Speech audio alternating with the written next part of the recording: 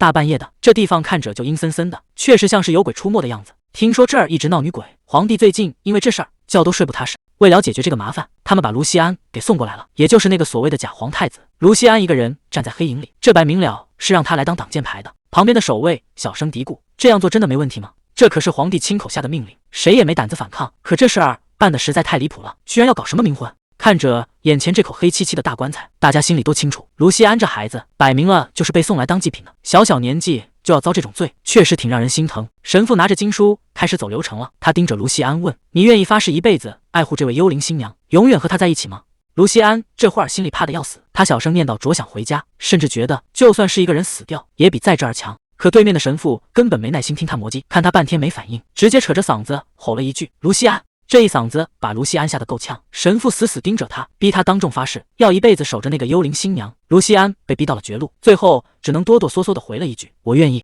搞定了卢锡安，神父又转头对着那口大棺材问这位幽灵新娘愿不愿意一辈子守着卢锡安。旁边这几个男人压根就没把这当回事，在那儿阴阳怪气的笑话，说弄口破棺材就当新娘，简直是滑天下之大稽，指望这法子能镇住鬼，做梦去吧。卢锡安现在是进退两难，可就在这帮人看笑话的时候，一只发着白光的手已经悄悄伸到了半空中。抱怨流程太慢的人这下直接傻眼了，因为空气里居然真的传出了回应。他说：“我愿意。”谁能想到这股邪风居然是从棺材里刮出来的？刚才还在看笑话的那帮人，这下全被吹得东倒西歪。神父吓得连滚带爬，扯着嗓子喊仪式结束了。他这是想赶紧甩掉这个烫手山芋。卢锡安还没反应过来，这契约就已经生效了，棺材里的正主现身了。这哪是普通的新娘啊，这分明是索命的冤魂。他冷冰冰地盯着这群人，骂他们是一群胆小鬼，居然敢这么对他。卢锡安哪见过这种场面，整个人直接被吓瘫了，一屁股摔在地上，连逃跑的力气都没了。这帮人也是够绝的，看卢锡安晕过去了，居然商量着要把他直接扔在这儿。虽然怕上面怪罪下来，但最后也只是把他抬进屋里了事。幽灵新娘站在窗边，看着那帮落荒而逃的怂包，她心里想的倒挺实际，这帮人跑就跑了，居然连嫁妆和吃的都没留下。看着卢锡安这副样子，新娘子现在是一个头两个大，到底该拿这家伙怎么办？卢锡安倒是睡得死，可这婚结的稀里糊涂。更离谱的是，这位新娘连个名字都没有，至于活了多少年，过了100岁之后，她自己都记不清了。新娘连自己长啥样都不知道，毕竟当了鬼之后，镜子里根本照不出她的影子。她在这座老宅子里一待就是300年，本来日子过得清清静静，结果现在全毁了。她越想越觉得憋屈，自己明明是个地缚灵，被困在这儿哪儿也去不了，这帮人居然还强行给她办婚礼。新娘仔细的直抓头发，这帮人类到底是怎么想的？人家一个人住得好好的，非要塞个大活人过来，而且是这么小的孩子。看卢锡安在梦里折腾的厉害，新娘也拿不准主意，干脆先躲起来看看情况，反正这小鬼现在吓得不轻。卢锡安猛地坐了起来，刚才那一切难道只是个梦？他总觉得梦里那个人感觉特别亲切，就像是等了很久的人一样。卢锡安看着周围这陌生的环境，脑子里全是问号，我这是在哪儿呢？他猛地反应过来，对了，自己刚才好像跟个幽灵新娘结婚了。这么说，这阴森森的大屋子就是那个幽灵的家。他大着胆子溜下床，想看看到底怎么回事。不过说实话，这儿环境比他以前住的好多了，甚至还有人帮他生了火。这真的是幽灵住的地方吗？卢锡安正琢磨着呢，肚子先不争气的叫了起来。这折腾了大半天，确实是饿坏了。他寻思着，这大宅子里肯定有佣人，只要顺着威尔摸到厨房，总能找点吃的垫垫肚子。卢锡安大着胆子推开门，结果外面黑灯瞎火的，连个鬼影都瞧不见。他哪知道那个幽灵新娘这会儿正悄无声息的就跟在他屁股后面呢。卢锡安缩了缩脖子，这走廊阴森森的，还是先回屋待着比较保险，等天亮了再说。结果下一秒，走廊里的火把唰的一下全亮了，这火点的也太邪乎了。卢锡安吓了一跳，火把居然自己着了。他正纳闷呢，脚底下突然踢到了个硬邦邦的东西。卢锡安捡起来一瞧，还以为是面包，结果是个土豆。还没等他反应过来，前面又滚出来一个，接着是第二个、第三个，这走廊简直成了土豆批发市场。卢锡安哪还顾得上害怕，赶紧跟在后面捡。卢锡安这一路捡得可欢了，怀里抱得满满当当，生怕漏掉一个。跟着这些土豆，他总算摸到了地方。卢锡安乐坏了，这不就是厨房吗？可他压根没发现，那个幽灵新娘就飘在他身后。只要有吃的，这小子胆子比谁都大。幽灵新娘在旁边看着直叹气，这男人也太难伺候了，明明是自己的地盘，还得偷偷摸摸给他送吃的。他嘴上说着不管他死活，结果又给他准备了新花样。这下卢锡安更猛了，这屋子里的东西怎么还带自动更新的？既然甩不掉，那就先观察看看。卢锡安观察日记，第一天，太阳一出来，这孩子就开始在宅邸里到处乱窜。看他对着这些装饰品大呼小叫的样子，感觉这几百年的打理总算没白费。毕竟在这儿待了300年，外面的世界估计早就变样了。这些老古董在他眼里估计全是稀罕货。结果还没高兴2秒，这小子手一抖，直接把古董给拆了，真是个让人头疼的小鬼。日子一天天过去，转眼卢锡安就在这儿住了1周。可问题也跟着来了，囤的食材没人处理，全都要放烂了。这孩子根本不会做饭，急了就只能啃生红薯，这哪是过日子，这分明是在荒野求生啊！看卢锡安天天啃生红薯，估计早就吃腻了。新娘叹了口气，打算明天丢本食谱给他。到了第二天，新娘故意把书踢到他面前，这本3岁小孩都能学会的料理。卢锡安倒是看得挺认真，可还没等新娘松口气，就发现情况不对劲了，这小子居然直接上手了。卢锡安一边盯着书，一边把整只生肉往盘子里放，还自言自语说：“这是什么奇怪的水果？”结果这哪是在做饭，这简直是在搞爆破！火苗唰的一下就窜上天了，随着一声巨响，厨房直接炸开了花。卢锡安拿着书，整个人都傻了，看着这一锅不明物体，新娘这下彻底没话说了。这下好了，卢锡安还是把厨房给点了，火苗窜得老高，这小子吓得满屋子找水。虽然火最后是灭了，可辛苦攒下的食材也全烧成了炭。新娘看着手里的食谱，直发愁，明明教的是最简单的蛋料理，她怎么能搞出这么大动静？看着卢锡安手忙脚乱的样子，新娘突然反应过来一个关键问题，这孩子该不会根本就不识字吧？打那以后，卢锡安估计是留下了心理阴影，整整1周都没敢再靠近厨房，每天就缩在斗篷里装深沉。可躲得过初一，躲不过15。等存货里的生红薯彻底吃光，肚子终究还是说了算。这不，他又把平底锅给掏出来了。看来这回他是打算跟这颗蛋死磕到底了。卢锡安这回是真饿了，对着这颗蛋那是相当的小心翼翼。这结果这一颗出来的不是蛋液，居然是个活物。小黄鸟一开口，直接管卢锡安叫爸爸，还嫌外面太热了。卢锡安哪见过这阵仗，当场就被吓崩了，一边哭一边往外跑。这心理阴影面积估计是没法量。日子一天天过去，观察日记都写到第16天了，这孩子因为不敢乱吃东西，整个人都瘦了一圈。新娘这下彻底抓狂了，这都半个月了，怎么还没人来接她？卢锡安怕是真的要饿出事了，看他缩在被子里那副样子，估计连下床的力气都没了。新娘在窗外看得直发愁，虽然嘴上说着自己不是人，没必要管这闲事，可真要看着这孩子没命，她心里还真过不去这道坎。眼看那只小黄鸟都找着吃的了，卢锡安还在那儿硬挺着，新娘最后还是没忍住，直接在大锅面前忙活了起来。她一边搅和一边给自己找补，这绝对不是为了帮他，纯粹是怕他出事了，耽误自己过安稳日子。这香味一出来，原本还迷迷糊糊的卢锡安这下可坐不住了，到底是哪来的香味？顺着这股香味，卢锡安一路摸到了门口，谁能想到桌上真摆着吃的。卢锡安试探着问：“我真的可以吃吗？”这会儿他也顾不上那么多了，直接一大口闷了下去。结果这一口下去，坏了，这味道明显不对劲，这得是放了多少盐啊！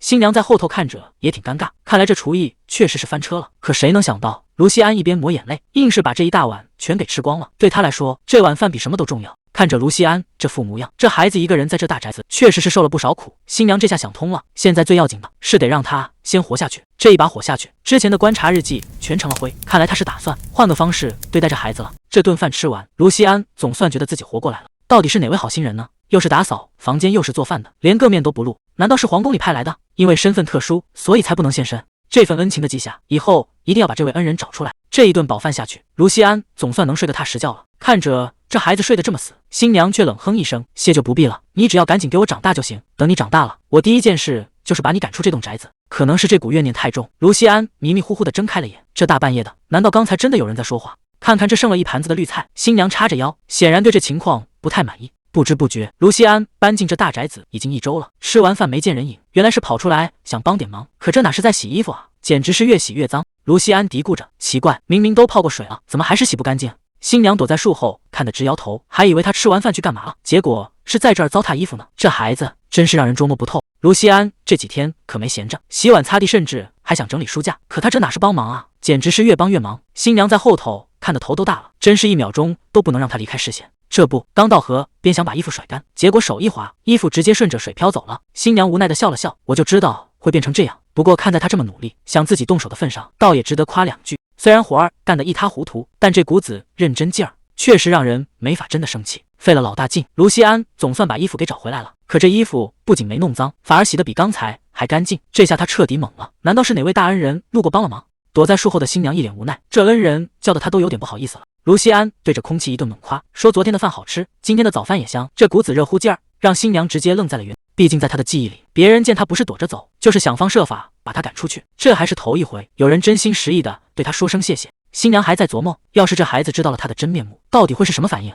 转眼到了傍晚，卢锡安又开始发愁了。他在走廊里转来转去，心里全是那个绿油油的影子。完了，今天的饭里肯定又有西兰花，就因为上次剩了一点，结果这几天顿顿饭里都有这玩意儿，简直是躲都躲不掉。正念叨着不想吃呢，卢锡安突然停住了脚。谁能想到桌上竟然放着一盘热腾腾的土豆，底下还压着一张画。我就知道。卢锡安看着盘子里的菜，整个人都不好了。这顿饭里果然还是有西兰花，可转念一想，这毕竟是恩人亲手做的，怎么能嫌弃呢？卢锡安深吸一口气，拿起勺子，那我就开动了。结果这一口下去，他整个人都愣住了。明明能吃出西兰花的味道，可为什么竟然觉得还挺好吃的？卢锡安这下可高兴坏了，对着肩膀上的小鸟显摆，看来这几天我真的长大了，现在的我已经完全不怕西兰花了。看着被扫荡得干干净净的盘子，谁能想到当初那个挑食的小鬼竟然这么快就真香了。看着卢锡安那副得意的样子，新娘忍不住吐槽，吃个西兰花就觉得自己长大了，这小鬼也太好骗了。可就在他准备收盘子的时候，突然发现桌上多了个东西，这画的是什么啊？一个大大的西兰花，旁边还画了个竖大拇指的小人。新娘这下真没憋住，直接笑出了声。看来这顿饭是真把他收服了。没想到这小鬼还挺懂礼貌，知道用这种方式来谢恩。心情一好，他干脆找了个最贵的画框，把这张涂鸦给裱了起来。那些名画现在都得给他让位。不过算算日子，那个人也该到了，正好把这烫手的山芋甩给他。这教书育人的苦差事，还是让专业的人来干吧。新娘一边把画挂好，一边打着自己的小算盘。既然早晚要把这孩子送走，那在那之前，总得让他学会识字和基础教育，不然以后在社会上怎么混？夜色已经深了，树影在风里晃个不停。就在这黑灯瞎火的时候，远处传来了马蹄声。詹姆斯正苦着脸赶车，心里那叫一个委屈，自己才18岁，大好的青春年华，怎么就沦落到大半夜跑腿的地步了？而且这跑腿的目的地，偏偏还是那个传闻中的鬼屋。看着眼前阴森森的大宅子，詹姆斯整个人都不好了。这地方真的能进得去吗？詹姆斯站在大宅子门口，心里直打鼓。听说这地方有300多年历史了，比帝国建国的时间还要长。这种老古董，怎么偏偏就盖在皇宫后头？看着就让人心里发毛。更要命的是，出发前管家还特意交代过，不管在里面看见什么，都得当成没看见。詹姆斯当时只能点头哈腰的答应，可现在真站在这儿了，那几句话就像紧箍咒一样，在他脑子里转个不停。看着手里沉甸甸的钱袋子，詹姆斯甚至动了歪心思，反正这地方看着也没人，要不干脆拿钱跑路算了。就在他纠结的时候，身后突然传来了动静，詹姆斯吓得魂儿都飞了，直接叫出了声。卢锡安赶紧开口解释，说自己不是故意要吓人的。詹姆斯这下更懵了，这大半夜的鬼地方哪来的小孩子？可等他看清卢锡安的长相，尤其是那双金黄色的眼睛，詹姆斯一下子就反应过来了。他二话不说，直接跪倒在地，一边磕头一边求饶，生怕自己刚才那些大不敬的念头已经被这位小祖宗看穿了。卢锡安站在原地，手足无措，这人到底怎么了？怎么见着自己跟见了鬼一样？詹姆斯现在只想保命，谁能想到，在这传闻中的鬼屋里，竟然住着当朝皇太子。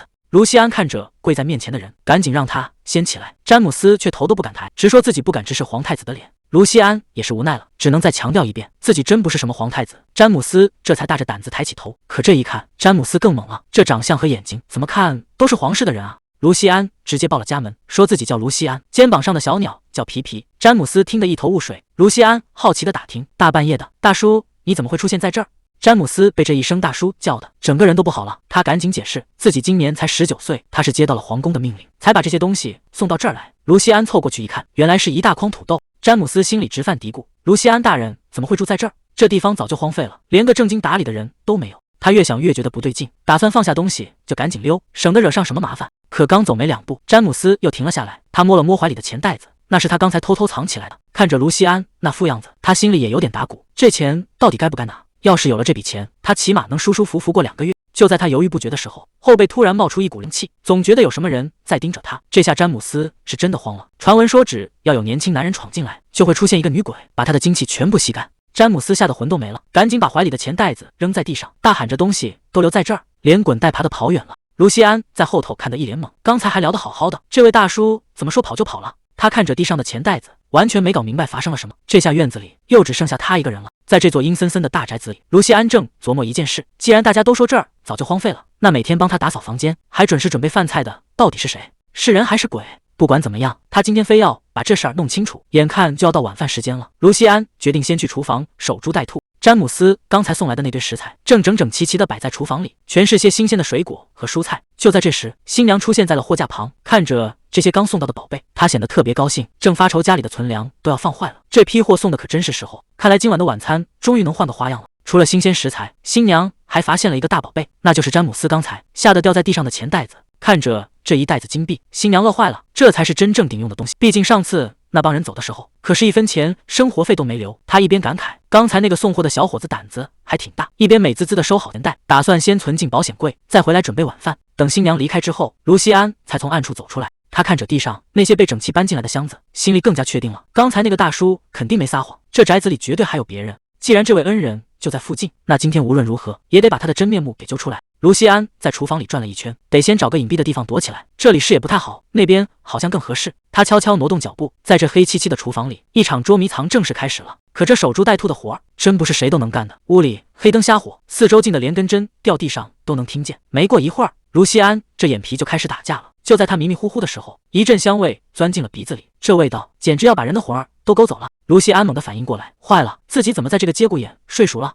那位恩人肯定已经到了。他赶紧顺着木桶缝隙往外瞧，这一看，真相就在眼前了。可厨房里根本没人，锅碗瓢盆全在天上飞，切菜炒饭一气呵成，简直比大变活人还离谱。卢锡安哪见过这阵仗，他再也憋不住了，大喊一声有鬼，连滚带爬的从桶里翻了出来。结果脚下一滑，这下摔得可不轻。新娘这下也懵了，谁能想到这木桶里竟然还藏着个大活人？卢锡安现在是彻底崩溃了，哭的那叫一个惨，嘴里不停喊着救命，看来确实把他吓得不轻。他心里那点期待全碎了，本以为是遇到了救命恩人，结果竟然是个索命的冤魂，这落差谁受得了啊？看着卢锡安这副样子，新娘心里也挺不是滋味，这种奇怪的感觉让她一下子不知道该说什么好。她早就习惯了被人害怕，可看着这孩子哭成这样，她突然觉得想跟活人做朋友确实是想多了。这人鬼殊途的现实一下子就摆在了面前。卢锡安哭了一会儿，发现这女鬼也没打算把他怎么样，这胆子一下子就肥起来了，居然还敢开口提要求。他小声嘟囔了一句：“其实比起这些，我更喜欢吃肉。”这话一出来，新娘直接愣住了，这孩子心也太大了，这种时候居然还想着挑食。卢锡安试探着问了一句：“你还在那儿吗？”他终于鼓起勇气，轻轻喊了一声：“鬼小姐。”既然对方一直没露面，卢锡安干脆直接摊牌了：“这顿饭是特意给我准备的吗？”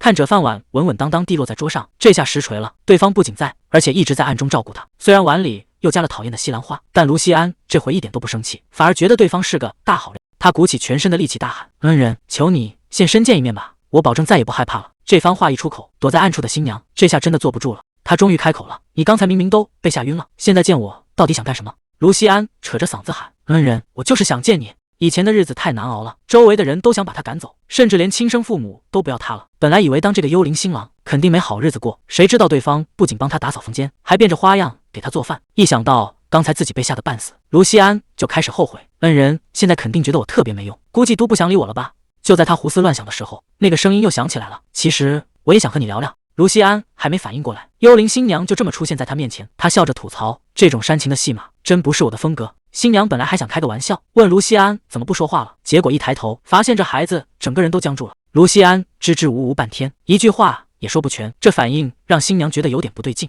她试探着指了指自己：“难道说你真的能看见我？”这下轮到新娘不淡定了，她原本以为自己只是个没人能察觉的幽灵，结果卢锡安不仅能听见，还能把她看得清清楚楚。卢锡安被吓得大叫一声，声音大的估计整栋房子都能听见。新娘赶紧凑到跟前，急切地追问：“你到底能看到多少？是只能看到个影子，还是连我的样子都看清了？”卢锡安老老实实地点了点头，说自己确实能看清。这下轮到新娘抓狂了，这根本不合常理，她怎么也想不通，一个普通人类怎么可能突然就有了阴阳眼？卢锡安看对方反应这么大，赶紧小声安慰：“你就是传说中的幽灵新娘吧？”这话一出，新娘直接炸毛了，那场婚礼根本就是你们人类自作主张搞出来的闹剧。卢锡安缩了缩脖子，小声嘀咕：“这么说，我不是被献祭给你的祭品？”新娘气得直跺脚，难道我看起来像是那种会吃人的恶鬼吗？卢锡安这下彻底明白了，原来根本没有什么诅咒，他只是被家里人随随便便扔到这儿等死罢了。看着卢锡安失落的样子，新娘刚才的火气唰的一下全没了，她实在是看不下去，这世上怎么会有这种大人对一个孩子下这种狠手？算了，既然人都已经在这儿了，总不能真把他赶出去自生自灭吧。新娘叫住卢锡安，说自己在这儿住了300多年，他是第一个能看见他的人，也是第一个能跟他说话的人。既然这样，他决定不吃他，也不赶他走，卢锡安可以留下来。卢锡安有点不敢相信，怕自己会给对方添麻烦。新娘直接打断他：“小孩子家家的，别整天想这些没用的，只要负责吃好玩好就行了，其他的根本不用操心。”结果话还没说完，新娘一下子愣住了，这孩子怎么突然就哭了？卢锡安这一哭就没完没了了，嘴里还一直念叨着以后什么都听他的，谢谢幽灵新娘大人收留。新娘这下彻底没辙了，赶紧让他打住，再哭下去天都要塌了。这一通折腾下来，卢锡安总算是熬不住睡熟了。看来这段时间这孩子确实是累坏了。看着卢锡安睡得这么安稳，新娘心里也挺不是滋味，这得是受了多少苦才能因为这点小事就满足成这样。说实话，能有个人陪着说话，对她来说也跟做梦一样。但她现在最担心的是这份运气能不能长久，等明天太阳升起来，她还能看见自己吗？转眼天就亮了，新娘凑到卢锡安跟前：“小鬼该起床了。”卢锡安正美滋滋地吃着早餐，结果新娘突然提了个要求，让他跟着学写字。卢锡安还没反应过来，新娘就开始翻旧账了，说要不是因为他不识字，上次差点就把厨房给点了。只要学会了读书写字，这种低级错误就不会再犯。而且这大宅子里到处都是故事书，到时候想看什么就看什么。卢锡安听得正起劲，新娘的语气却突然认真了起来。她说：“卢锡安以后总要独立生活，总不能连自己的名字都不会写吧？”这番话算是说到卢锡安骨子里去了。他赶紧大声答应，说自己一定会拼命努力。刚才答应的挺痛快，可真做到这儿，卢锡安这心里就开始打鼓了。毕竟以前从来没人教过他，万一要是学不会，那可就丢大脸了。大清早的，这豪宅里就传出一阵惨叫，听这动静，简直像是要拆家。卢锡安一边哭一边喊：“不要，我才不要走！”他冲着眼前的新娘求饶：“幽灵新娘，求求你别把我赶出去！”看着卢锡安哭成个泪人，新娘站在旁边，整个人都麻了。他看着这个小麻烦，这可怎么办才好？事情还得从几个小时前说起，那时候家里还没闹成这样。卢锡安看着眼前的景象，忍不住发出一声惊叹：“哇！”他看着这满屋子的书，整个人都兴奋起来了。新娘指着书架开始显摆，这可是他攒了300年的宝贝，连建国初期的孤本都有。既然要留下，那就要先从读书开始。卢锡安凑过去一瞧，这书他熟啊，国王巨龙还有魔女，这不就是他最喜欢的童话吗？他兴冲冲地讲起剧情，说开国皇帝带着红龙打败了邪恶的魔女，这才有了现在的国家。这话一出口，新娘的反应就不太对了，她赶紧追问：“你刚才说这故事讲的是什么？”卢锡安还没察觉到问题，直说是女仆告诉他的，魔女是个大坏蛋，早就被封印起来了。听到这儿，新娘彻底没话说了。这才过了300年，当年的真相怎么就被传成这样了？新娘听不下去了，直接打断卢锡安，说这童话根本不是这么回事。卢锡安这下好奇了，那原本的故事是什么样的？新娘翻开厚厚的书，语气变得严肃起来。其实，在最初的版本里，魔女根本不是什么坏人，她反而是那个和红龙一起守护皇帝的人。故事要从第1任皇帝莱恩说起。那时候他还在四处旅行，结果遇到了大魔女阿丽亚。阿丽亚觉得这小伙子挺正直，就决定跟着他一起闯荡。半路上，阿丽亚还救了一只受伤的红龙。就这样，这铁三角组合正式成立了。靠着大魔女和红龙的帮忙，莱恩这才统一了天下，坐上了皇位。卢锡安听得下巴都要掉了，原来魔女和开国皇帝竟然是好朋友。新娘点点头，这才是被抹掉的真相。既然要教他读书，那就先从这几个名字写起。他在纸上写下莱恩和阿丽亚，让卢锡安跟着一笔一画的学。新娘顺嘴问了一句：“小家伙，你全名叫什么？”这一问，卢锡安脑子里突然闪过一个画面，阴森森的墓地里，神父正对着他大喊：“新郎卢锡安·奥德利安，你愿意一辈子守护幽灵新娘吗？”看着卢锡安发愣的样子，新娘心里也泛起了嘀咕。这孩子之前提过家里有女仆，看来他的身世远比想象中要复杂得多。卢锡安·奥德利安这名字一报出来，新娘当场就愣住了。奥德利安，这可是正儿八经的皇室姓氏。她心里直打鼓，到底要不要把真相告诉这孩子？转念一想，算了，反正现在也出不了什么大事。他把写好的名字递过去，卢锡安看着纸上的字，稀罕的不行。这可是他第一次见到自己的名字。新娘还在旁边打气，说纸要肯下功夫，很快就能学会怎么写。卢锡安听得直点头，可还没等高兴2秒，这孩子盯着纸，突然就没动静了，整个人像是被按了暂停键。新娘还以为他是被难住了，刚想开口问问，卢锡安却像是受了什么惊吓。卢锡安伸了个懒腰，说坐得太久，今天实在学不动了。新娘一听这话，眉头就皱起来了，这还没学多久呢，这小身板也太虚了。既然这样，干脆趁这个机会把体能也一起练练。还没等卢锡安反应过来，整个人就被拎了起来。新娘直摇头，说他轻得跟片叶子似的，要是这么弱，以后一个人怎么生活？卢锡安当场就愣住了，一个人生活？新娘告诉他，读书识字锻炼身体，都是为了让他以后能顶天立地，毕竟谁也没法在这宅子里住一辈子。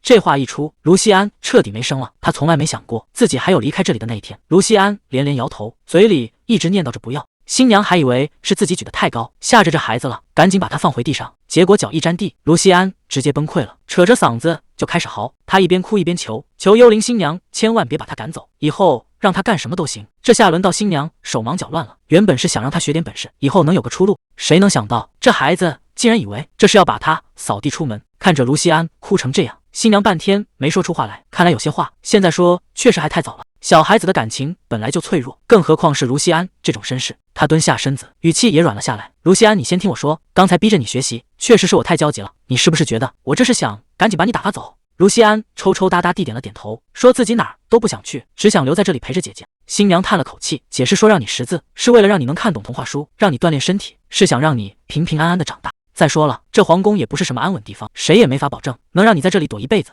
可这话卢锡安根本听不进去，他扯着嗓子喊，说自己绝对不要出去，在外面谁都瞧不起他，所有人都讨厌他，甚至还有人当面咒他，说他这种人就不该活在世上。新娘一听这话，火气蹭的就上来了，到底是哪个不长眼的，敢这么欺负这孩子？她咬着牙放狠话，要是那些人敢靠近这儿，绝对没他们好果子吃。卢锡安看着眼前的女人，心里突然暖暖的，长这么大还是头一回有人愿意护着他。新娘看他那副样子，赶紧把话圆了回来，说要是真想赶他走，哪还会等到现在？紧接着他话锋一转，说这宅子里的人生前全都是孤零零的一个人，人这辈子光靠自己是活不下去的。结果卢锡安一句话直接把他问住了，既然说人不能孤独的活着，那一直守在这里却从未被任何人看见过的你又算什么呢？你一个人在这里到底寂寞了多久？真是个奇怪的孩子，明明还没到10岁，他能懂什么呢？新娘脑子里突然闪过一段记忆，要是当初选的是他，这一切就都不会发生了。这话一出来，让新娘整个人都僵住了。那是以前发生过的事吗？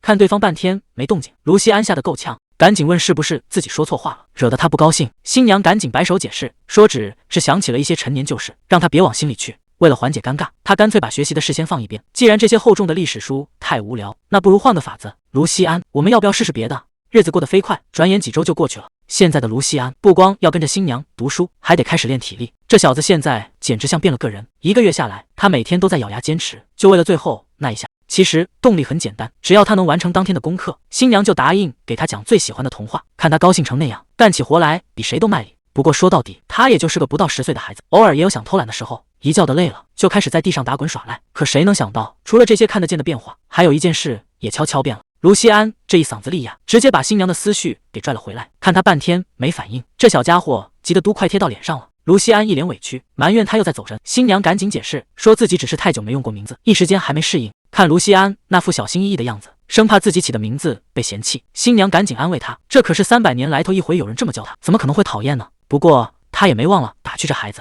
当初是谁说要随便找个女仆的名字，现在倒好，还说自己费了不少心思。其实利亚这个名字只是阿利亚的缩写。结果卢锡安一听这名字，整个人都兴奋了。在他眼里，阿利亚可是个了不起的大人物，那是传说中开国皇帝的爱人，更是辅佐皇帝成就霸业的传奇。可看着卢锡安那崇拜的小眼神，利亚心里却泛起了嘀咕，这孩子是不是误会了什么？卢锡安在那儿越说越起劲，说传说里的那位大美女简直漂亮的不像话。利亚听得直乐，伸手刮了一下他的小鼻子，调侃这小鬼头到底在好奇什么。卢锡安赶紧解释，说自己才不是那种意思。卢锡安的脑筋转得飞快，突然反应过来，利亚也是300年前的人啊，那岂不是亲眼见过传说中的魔女和开国皇帝？这小子满脸写着期待，缠着利亚非要听现场版的故事。看着卢锡安那股兴奋劲儿，利亚这下可犯了难。他犹豫了半天，最后还是决定实话实说。其实在变成幽灵之前，他根本没有任何记忆。这话一出，卢锡安直接愣在了原地。利亚无奈地摊了摊手，说自己完全不记得活着的时候是什么样，叫什么名字，甚至连怎么来到这儿的都不知道，就像是某天突然睁开眼，发现自己已经成了这宅子里的幽灵。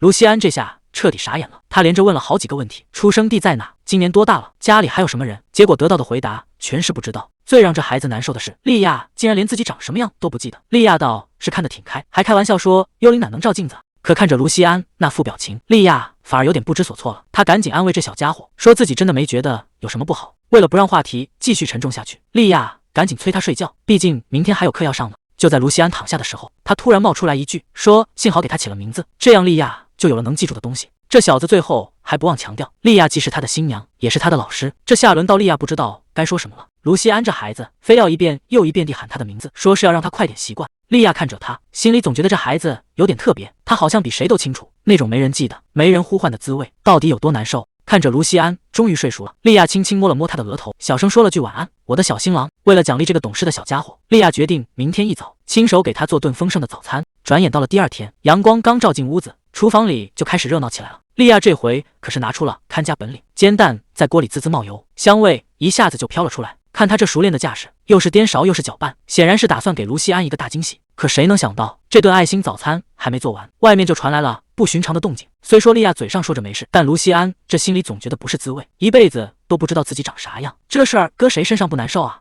卢锡安突然反应过来，全天下只有他能看见利亚的长相，要是能亲手给他画张相，那不就全解决了？他记得这宅子里有个房间，里面全是画，纸和笔肯定也少不了。可问题是那里面的画质浅得很，绝对不准乱碰。卢锡安犹豫了一下，还是迈开了腿。为了利亚冒点险也值了。可这宅子实在太大，走着走着他就懵了，到底是哪间房来着？看着眼前黑漆漆的长廊，谁也不知道每扇门后面到底藏着什么。卢锡安越走越觉得不对劲，这地方到处都是蜘蛛网，到底是哪儿啊？看这架势，他8成是走错路，直接钻进地下室里来了。这宅子里竟然还有这种地方。卢锡安正纳闷呢，一抬头，整个人都停住了。这里竟然藏着一扇这么诡异的大门，门上画还着奇怪的红色圆圈。卢锡安站在大门前，这地方他从来没听人提起过，怀里的小鸟也跟着缩成一团。看来这地方确实有点邪门。卢锡安凑近看了看，门上刻着密密麻麻的符号，这根本不是普通的装饰，倒像是某种古老的文字。可惜他一个字也看不懂，只能尴尬的挠挠头。这大门连个把手都没有，难道根本就打不开？卢锡安这回是真拼了，看这架势，这扇门好像还真能推得动，只要再使点劲，没准儿就能进去了。结果这门唰的一下就开了，卢锡安压根儿没反应过来，整个人直接飞了出去，摔的那叫一个惨。这门开的也太邪乎了，等他爬起来往里一瞧，好家伙，这后面竟然藏着这么大个地方，里面黑的伸手不见五指，一点动静都没有。这要是真进去了，还不知道会撞见什么呢。刚才那鬼地方，卢锡安是打死也不想再回去了。现在摆在他面前的就剩下这一扇门了。推开门一瞧，好家伙，这屋里也是黑灯瞎火的，看着倒像是个堆杂货的储物间。卢锡安给自己打气，要是找不到想要的纸和颜料，那就赶紧撤，1秒钟都不要多待。结果这屋里空荡荡的，啥有用的东西都没有。正当他打算脚底抹油赶紧溜的时候，意外还是发生了。卢锡安这下摔得可不轻，本来想找点纸笔，结果在这黑漆漆的地下室里又栽了个大跟头，手心火辣辣的疼，低头一看，果然蹭破了皮，血顺着指缝往下滴。卢锡安现在后悔的不行，早知道这地方这么邪门，刚才就不该一个人闯进来。这下倒好，东西没找着还挂了彩。可还没等他缓过劲来，地上的血迹竟然顺着地板流进了一些奇怪的缝隙里，紧接着整个地面刷的一下全亮了。卢锡安吓得差点跳起来，这地板上竟然全是发光的纹路，密密麻麻的围成一个大圈，中间还摆着个阴森森的骷髅头。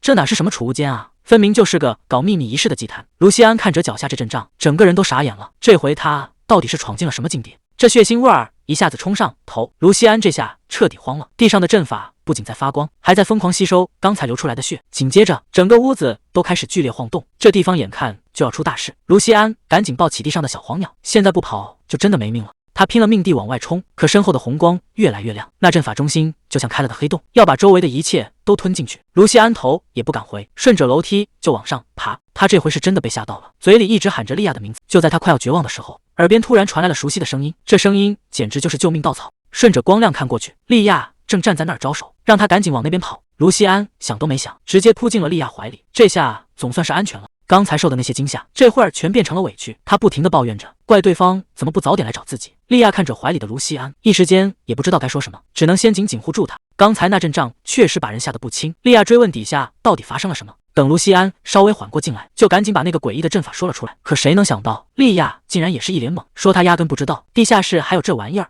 莉亚这手刚碰到大门，一边就发生了无数道蓝色闪电凭空炸开，这些发光的锁链死死地把他拽了回来。卢锡安吓得赶紧冲过去，这些锁链到底是从哪冒出来的？莉亚无奈地摇了摇头，她说自己根本离不开这栋宅子，之前想去地下室，也被一堵看不见的墙给挡住了。卢锡安这下听明白了，这分明是有人故意把他锁在这儿了。可到底是谁要把一个鬼魂关上300年呢？莉亚无奈地叹了口气，她说自己可能在死之前就已经被人给诅咒了。卢锡安一听这话，直接炸了，这简直太离谱了！不管用什么办法，他一定要把这事儿给平了。为了能帮上忙，他甚至发誓要拼命学习，还要把身体练得棒棒的。卢锡安大声说：“等以后你自由了，咱们就一起去环游世界。”莉亚愣了一下，轻声喊着卢锡安的名字，看着眼前这个认真的小鬼，他终于点了点头，说自己会一直等着那一天。夕阳把大门照得通红，这原本冷冰冰的宅子，好像终于多了一点盼头。詹姆斯这回真是闯了大祸，刚回来就被劈头盖脸一顿臭骂，管家气得直跳脚，问他是不是疯了，竟敢到处打听这房子的秘密。詹姆斯还想解释，说他在里面看到了一个贵气的小孩，话还没说完，就被管家一把捂住了嘴。这事儿要是传出去，2个人的命都保不住。看对方动了真格，詹姆斯只能先点头答应，可他心里还是放不下，毕竟谁能看着一个孩子孤零零的守在那地方。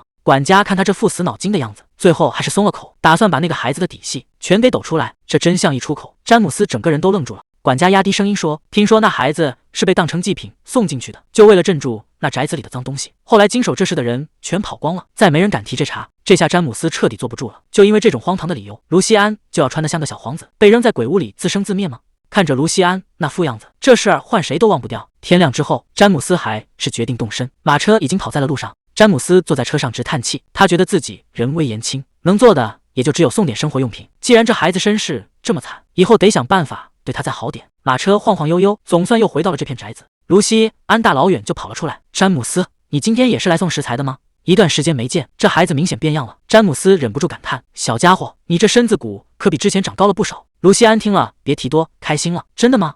那你快帮我量量，看看到底长了多少。”詹姆斯笑着点点头：“行行行，等会儿忙完了就给你量。”詹姆斯说到做到，当场就在墙上刻了倒印儿，还答应以后每个月都来量一次。看着孩子这么乖，詹姆斯又问他缺不缺什么，不管是书还是玩具，只要开口都能给弄来。卢锡安这下饭了，难。平时这些事儿都有人操办，他自己还真没想过要什么。詹姆斯直接掏出一大袋钱，说是皇宫那边给的，这数额绝对够花了，甚至还提议让他自己去村子里逛逛，把钱袋子交到卢锡安手里。詹姆斯这就准备动身回去了，临走前还不忘叮嘱，下次想要什么千万别客气。詹姆斯的马车越走越远，卢锡安还在后头大声告别。刚才詹姆斯提议让他去村里逛逛，这事儿卢锡安一个人拿不定主意，得找莉亚商量商量。这会儿莉亚正坐在草地上野餐，卢锡安一溜烟跑过去，迫不及待地分享刚才的喜悦。莉亚，詹姆斯刚才真的来了，他还专门帮我量了身高呢。莉亚听完这话也觉得挺意外，看来卢锡安跟詹姆斯的关系确实是越来越近了。卢锡安越说越起劲，说詹姆斯每次过来都会给他讲好多有意思的故事。莉亚听完这才反应过来，怪不得你刚才去了那么久。不过他心里还是有点犯嘀咕，詹姆斯那家伙这次没再说些奇奇怪怪的话吧？要是他在感动什么歪心思，非要好好教训他一顿不可。卢锡安赶紧摆摆手，说詹姆斯只是问他缺不缺东西，还提到皇宫那边给了不少钱，问他要不要买点玩具什么的。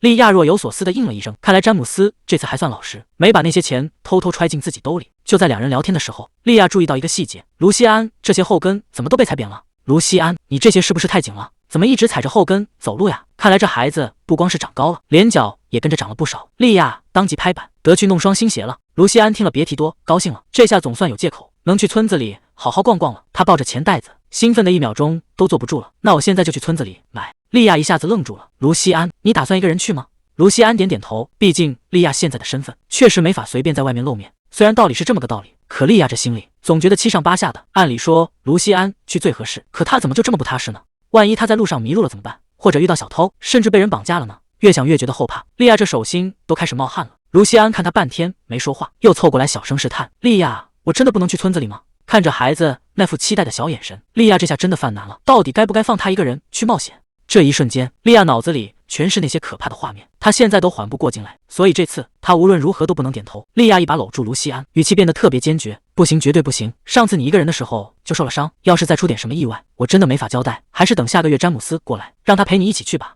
这话一出来，卢锡安整个人都愣住了，原本满心的期待，这下全成了泡影。莉亚看着卢锡安，语气严肃的不行：你到底听明白没有？卢锡安这下彻底崩溃了，他直接瘫坐在野餐垫上大哭起来。他一边抹眼泪一边喊：为什么就是不让我去？我又不是故意要让自己受伤的。卢锡安越哭越委屈，甚至冲着莉亚大喊：莉亚最讨厌了！还没等莉亚反应过来，卢锡安爬起来就往森林深处跑。这下莉亚真的慌了，赶紧在后面追着喊：卢锡安，你要去哪儿？可卢锡安根本不回头，声音从远处传过来：我不管，我讨厌莉亚，别跟着我。卢锡安一路头也不回地往前冲，可跑着跑着步子就慢慢沉了下来。其实他心里比谁都清楚，莉亚不让他一个人出门，全是因为担心他的安全。可刚才那些伤人的话已经全说出口了，卢锡安现在后悔的不行。明明莉亚对他那么好，自己却只会发脾气耍赖，这下莉亚肯定被气坏了。他越想越难受，干脆一屁股蹲在草丛里，对着空荡荡的森林发愁。刚才那股劲儿全没了，现在只剩下满心的委屈和后悔。到底该怎么回去面对莉亚呢？夕阳已经快要落山了，整片森林被照得金灿灿的。一个红发男人正拨开树丛，嘴里还在不停地抱怨：这鬼地方怎么每次来都让人晕头转向。他停下脚步，四处张望，让我找找看，那孩子的家到底在哪儿来着？夕阳下的宅邸看着挺安静，可屋里这位现在心里乱得很。莉亚一个人坐在台阶上，难道真的是我做错了吗？他越想越觉得不对劲。卢锡安有时候确实太固执了，要是这次还由着他的性子来，以后这孩子非要被惯坏不可。没错，我肯定没做错，明明是卢锡安自己耍小脾气跑掉的，等他这次回来，非要好好教训他一顿。可话刚说完，他自己又犹豫了，明明只是个普通的人类小鬼，我干嘛要这么担心他？就出个门办点事，怎么可能真的被绑架？肯定是自己想多了。以前卢锡安总爱跟在后头，一口一个莉亚叫着，不管是拿着木剑还是抱着书，那样子确实挺招人疼的。可现在这屋里空荡荡的，他到底什么时候才回来？就在这时候，门外突然传来了动静，这脚步声沉得很，明显不是小孩子。莉亚一下子警觉起来，谁在那儿？来的人正是凯撒，瞧他这副张扬的样子，不知道的还以为回自己家了呢。这下屋里的气氛彻底变了。凯撒一边四处打量，一边大声嚷嚷着：宅邸里的幽灵，快现身吧！承认吧，你肯定想死我了。这话说的，谁想见你啊？莉亚这火气一下子就上来了，这不速之客真是会挑时候给人添堵。莉亚直接在板子上写了几个大字，问他到底来干嘛。凯撒还在那儿抱怨，说看不见人说话太费劲，结果话还没说完，就被莉亚狠狠教训了一顿。这下总算老实。凯撒一脸委屈的解释，说自己刚拿到他要的东西，就马不停蹄的赶过来了，结果连句好话都没捞着。看他这副暴脾气，动不动就嚷嚷着要烧了整片森林，这可不是在开玩笑。因为这个叫凯撒的男人，真实身份竟然是早就灭绝的龙族。莉亚实在受不了凯撒这副德性，在板子上写着让他成熟点。凯撒倒好，嘴欠说莉亚像只老母鸡，还猜他长得像只脾气差的猫。这下好了，直接换来一顿毒打。闹够了之后，凯撒突然想起个正事，他说刚才在林子里瞧见个迷路的小鬼，看那样子应该就是卢西安。凯撒还觉得自己挺有理，说本来想顺手带回来的，但一想莉亚平时最讨厌人类，干脆就把那孩子丢在原地没管。他还眼巴巴等着被夸聪明呢，结果这话一出，莉亚彻底炸了。他二话不说，直接在板子上写了死命令，让他现在立刻去把人带回来。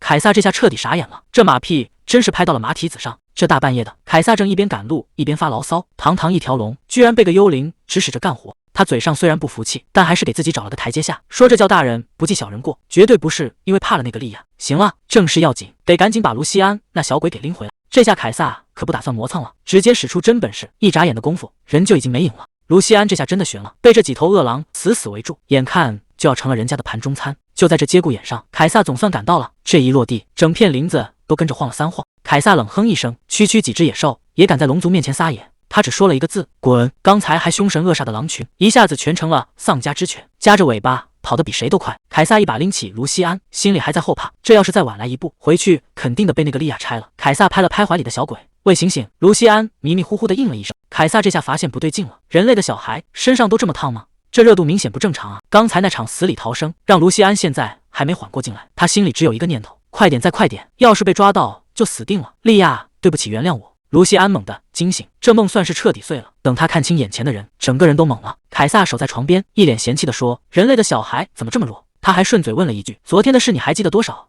卢西安现在脑子里全是江湖，根本对不上号。两人大眼瞪小眼，气氛一下子变得特别尴尬。卢西安猛地回过神，扯着嗓子喊：“家里进贼了！”凯撒估计也没想到自己救人一命，最后竟然成了贼。这一嗓子喊完，莉亚气得直接开骂了。明明让他守着孩子，结果他倒好，直接把人给吵醒了。凯撒还挺委屈，辩解说这孩子睡得沉，自己也就随口叫了一声。卢西安在旁边听得一头雾水，问这人到底是谁？看着一点都不像宫里的人。莉亚摆摆手，让他别在意，说这人叫凯撒，就是个偶尔过来串门的。可凯撒听完这话，脸色一下子就变了，他像是突然反应过来什么。凯撒猛地冲过去抓住卢西安，大声质问他：“你这臭小子，是不是能跟鬼说话？”刚才还气势汹汹的凯撒，这会儿居然直接蔫了。卢西安试探着叫了他一声，说：“莉亚去准备饭菜了。”凯撒一听这名字，整个人都不淡定了。莉亚，那是那个女鬼的名字。卢西安老老实实点头，说这名字是他给起的。这下凯撒彻底炸锅了，想当初他也想给人家起名，结果被拒绝的那叫一个干脆。凯撒越想越气，这不明摆着是差别对待吗？凭什么那女鬼就对他这么好？看着快要抓狂的凯撒，卢西安凑到他耳边小声说了句实话，结果凯撒听完整个人都傻了。他瞪大眼睛，简直不敢相信自己听到了什么。结婚？莉亚端着菜走过来，没好气地对了他一句，让他这只大蜥蜴闭嘴，还警告他，要是敢对他的新郎动手动脚，就别想全副武装的离开这儿。凯撒听完更委屈了，在那儿大声抱怨，说自己50岁的时候就被莉亚一把火烧着屁股赶了出来，现在居然还搞出这么丰盛的一桌菜。他盯着桌上的大餐，心里那叫一个不平衡。认识莉亚250年了，他可从来没见过这种待遇。卢西安在旁边听得一愣一愣的，250年，这数字也太吓人了。莉亚倒是淡定，提醒卢西安，之前就说过凯撒是条龙，会点魔法很正常。卢西安生病那会儿，还是凯撒给治好的。卢西安这下看凯撒的眼神都变了，满脸写着崇拜。原来龙还有这种本事。凯撒被夸得有点飘飘然，但他还没忘了刚才的事，凑过去问卢西安，那女鬼到底还说他什么坏话了？卢西安老老实实的回答说，莉亚只提过他是条龙，他还以为龙这种生物早就灭绝了呢。凯撒一听这话，尾巴都要翘到天上去了。没错，他就是那条传说中的巨龙。莉亚在旁边补了一刀，让卢西安别理这货，说凯撒就是个长不大的孩子，还特意叮嘱以后不管凯撒说什么，直接当耳边风就行。凯撒这下彻底没脾气了，蹲在地上小声嘟囔，虽然早就猜到这小子能看见鬼，但心里还是觉得不爽。卢西安倒是挺实诚，大大方方承认了，还一脸真诚地看着凯撒，说听莉亚提过，当初生病是凯撒救了他，这声谢谢说的那叫一个甜。刚才还骂骂咧咧的凯撒，一下子就被整不会了，他有些不好意思地摸了摸鼻子，嘴硬说只要卢西安知道感恩就行，这副傲娇的样子，连莉亚看了都觉得好笑。卢西安趁热打铁，拉着凯撒赶紧入座，说这可是莉亚亲手做的饭菜。凯撒虽然嘴上还在纠结，但身体已经很诚实地坐下了。看着眼前这一幕，凯撒还是觉得不可思议，他忍不住问卢西安，难道现在的人类都能跟鬼相处得这么和谐吗？卢西安一边喝汤一边解释，莉亚是他见过的第一个鬼，这事儿说起来确实挺玄乎。凯撒听完眼珠子都快掉出来了，这怎么可能？这小子居然是头一回见鬼，就敢直接把鬼娶回家。卢锡安一边喝汤一边感叹，说自己当初特别想见到莉亚，结果有一天就这么自然而然的看见了。这话可把凯撒给酸坏了，他在那儿不服气的嚷嚷说，凭什么这小子能看见，他却看不见？他也想看看莉亚到底长啥样。莉亚在旁边一脸嫌弃，让他赶紧闭嘴消停点，别在饭桌上丢人现眼。卢锡安倒是一点没生气，还主动掰了一块面包递过去，说既然凯撒以前没吃过莉亚做的饭，那今天正好一起尝尝，毕竟大家一起吃才更香。刚才还气呼呼的凯撒，这下反倒有点端着了，他故意清了清嗓子，说既然你这么诚心诚意，那我就勉为其难给个面子。结果这面包一进嘴，凯撒立马就没话说了，只能小声嘟囔一句，味道还凑合。莉亚看着这两个人，觉得卢锡安实在是太善良了，连这种蹭饭的都要照顾，转头又温柔地问卢锡安，这饭菜合不合他的胃口？卢锡安吃得正香，还不忘感慨一句，要是莉亚能一起动筷子就更好了。莉亚倒是想得开，说只要看他吃得开心，自己也就饱了。结果话音刚落，桌上的气氛唰的一下就变了。凯撒像是见到了什么不得了的东西，整个人直接弹了起来，这一嗓子喊出来，把旁边的卢锡安都给整懵了。这又是闹哪一出？莉亚还没反应过来，就发现凯撒的眼神死死盯着自己，这下轮到他愣住了。难不成这回是真的看清了？凯撒盯着莉亚喃喃自语，原来你就是这宅子里的那个鬼啊！谁也没想到，刚才还咋咋呼呼的凯撒，这会儿居然直接破防了，眼泪止不住的往下掉。这下把卢锡安和莉亚都吓坏了，刚才还挺嚣张一个人，怎么说哭就哭了？凯撒赶紧拿个小瓶子把眼泪接住，一边哭还一边在那儿心疼，说自己这把年纪了，竟然还会掉眼泪。关键这龙之泪贵得要死，可不能浪费了。莉亚在旁边看得一脸无语，明明是这货自己突然跳出来吓人，现在倒好，反倒成了他在那儿委屈上了。凯撒一边擦眼泪一边解释，说自己也不知道怎么回事，一看到莉亚的脸，这眼泪就根本控制不住。最让他纳闷的是，本以为这宅子里的鬼长得有多吓人，结果莉亚看起来居然跟普通人没什么两样。凯撒这张嘴真是欠收拾，莉亚气得直接发火，问他是不是想挨揍。凯撒吓得赶紧改口，一边求饶一边夸莉亚长得漂亮，结果还是没躲过，尾巴都被火给燎着了。闹腾完之后，凯撒看着杯子里的茶，心里还是觉得这事儿不对劲。他纳闷地问，怎么好端端的突然就能看见莉亚了？莉亚也想不明白，他说自己身上并没有什么奇怪的能量，当初卢锡安能看见他也是这么莫名其妙。就在大家都没头绪的时候，卢锡安突然一拍脑门，像是想到了什么关键点。他说咱们两个唯一的共同点就是都吃了莉亚做的饭。这话一出，凯撒也觉得很有可能，搞不好这饭菜就是那个触发开关。凯撒这下可来劲了，提议说咱们再找个人做个实验。卢锡安立马想到了詹姆斯，凯撒随口提了一句，詹姆斯是谁？卢锡安说他每个月都会从皇宫过来一趟。凯撒听完直接愣住了，皇宫竟然还会派人来这种地方？看着这两个人聊得这么起劲，莉亚在旁边倒是挺欣慰，明明才刚认识，这俩人居然已经打成一片了。既然气氛都到这儿了，莉亚心里的小算盘也开始啪嗒响。既然凯撒要留下来，那可不能让他白吃白住。莉亚直接对着凯撒喊话，喂，那个红头发的小蜥蜴，你打算在这儿待多久？还没等凯撒反应过来，莉亚就直接给他安排上了。既然闲着也是闲着，不如这段时间你就跟着卢锡安去跑腿吧。这话一出，凯撒整个人都傻了，这哪是来做客的，这分明是给自己找了个苦差事啊。长辈告诫凯撒，凯撒你给我记好了，人类这种生物绝对不能相信，当初族里最厉害的战士就是被人类背叛才失踪的，那些忘恩负义的东西，你还没出生，你叔叔就彻底失踪了，肯定是人类干的好事，离他们远点，绝对不要靠近。可一转眼，凯撒还是来到了人类的宅邸前，这下真是怕什么来什么。凯撒简直不敢相信，这帮人类居然敢对他指手画脚，让他一个避世这么久的巨龙去遵守人类那套所谓的正义，可偏偏眼前这两个人那副可怜巴巴的样子，怎么甩都甩不掉。莉亚一脸期待地看着他，说自己实在没法离开这儿，但这可是卢锡安第一次出门，要是能有伟大的巨龙陪着，肯定出不了什么岔子。凯撒虽然嘴上不饶人，说伟大的巨龙确实没叫错，但他可不是那种会白白帮人类干活的性格。莉亚还在旁边不停地求情，想知道他到底是怎么想的，能不能帮这个忙。结果卢锡安直接使出了杀手锏，瞪着大眼睛在那儿喊哥哥。这一声哥哥叫的，凯撒整个人都僵住了。谁能想到堂堂巨龙居然吃这一套，这下真是彻底没辙了。凯撒最后还是没顶住，他摆摆手说行了行了，算你们赢了，我就带着小鬼出去转转。卢锡安一听这话，嘴甜的跟妈了蜜一样，不停的夸凯撒真帅，还一个劲的喊大哥。这下可好，一大一小直接扑了上来。凯撒被缠得没办法，只能一边推开他们一边嚷嚷，让这两个烦人精赶紧撒手。转眼间，凯撒已经带着卢锡安出了门，穿过这片树林，目的的总算到了。凯撒指着前面说，村口就在那儿，你可得跟紧了，要是走丢了别怪我。结果话还没说完，卢锡安就像脱缰的野马，一溜烟就跑没影了。这下麻烦大了，凯撒在后头嗓子都喊哑了，让这小鬼别乱跑。结果卢锡安头都不回，一溜烟就钻进了热闹的集市。这还是卢锡安第一次下山，看什么都觉得新鲜，嘴里不停地发出惊叹，眼睛都快不够用了。凯撒赶紧追上去，一把按住这小子的脑袋，叮嘱他把斗篷遮严实了。虽然用魔法改了发色和瞳孔，但这长相在人群里还是太扎眼。卢锡安倒是听话，笑嘻嘻的答应着，还不忘反过来要求凯撒，让他也必须寸步不离的跟着。凯撒嘴上嫌弃的不行，说区区一个人类小鬼，居然敢给伟大的巨龙下命令，可手上的动作倒是挺老实。他直接把卢锡安手里的清单抢了过来，想看看那个利亚到底交代了多少事。结果这一看，凯撒的眉头又皱起来了，除了买衣服鞋子，居然还要买项链。凯撒看着手里那张长长的清单，头都大了，只能认命的叹了口气，说咱们还是按顺序来吧，先去买衣服。卢锡安倒是兴致高涨，指着路边一个摊位就喊：“大哥快看，那家店好像就有卖衣服的。”结果走近一看，凯撒整个人都不好了，这哪是什么服装店啊，分明就是个破破烂烂的路边摊。卢锡安倒是一点不嫌弃，还觉得这儿的东西挺便宜，一个劲的撺掇凯撒在这儿买。卖衣服的女人一看生意来了，笑得那叫一个灿烂，说买3件还能送1件，还不忘夸卢锡安长得真俊。可还没等他把话说完，凯撒那张脸就沉下来了，这堂堂巨龙怎么可能穿这种地摊货？凯撒冷冰冰地问了一句：“这附近最贵的店在哪儿？”这气场一下子把女人给镇住了，她盯着凯撒看了半天，心里直犯嘀咕：这长相这派头，难道是哪家微服私访的贵族？这下可真是踢到硬骨头了。摊位大婶一看这架势，赶紧指了指市中心的方向，说：“真要买贵族穿的那种好货，得去那边最气派的店。”凯撒二话不说，拎起卢锡安就走。卢锡安还在后头犯嘀咕，说：“万一买太贵了，回去肯定要被骂死。”凯撒冷笑一声，说：“今天这钱我出了，你只管跟着走就行。这巨龙出巡，哪有看钱包说话的道理？”